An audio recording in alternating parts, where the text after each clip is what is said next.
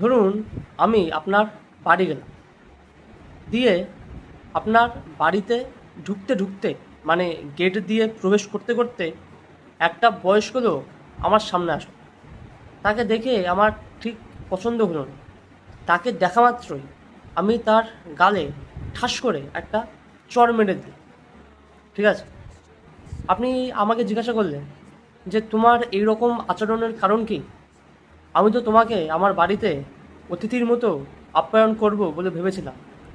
সেই শুনে আমি উত্তর দিলাম, এই লোকটাকে দেখে আমার ঠিক পছন্দ হয়নি, মানে ঠিক আমার লেভেলে না ম্যাচ করে না এই লোকটা।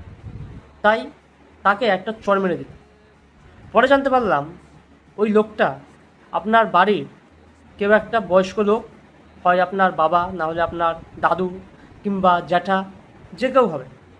ঠিক আছে, আপনি যখন তার পরিচয় আমাকে দিলেন, তারপরে আমি বললাম, ও, আমি তো খুব দুঃখিত, আমি তো বুঝতে পারিনি। যদি আপনারা আমাকে ওনার পরিচয়টা আগে আগেই বলে দিতেন, তাহলে আমি হয়তো ওনাকে এই চটটা মারতাম না। ঠিক আছে, বাকিটা যারা বোঝার তারা বুঝে নেবে। ধন্যবাদ।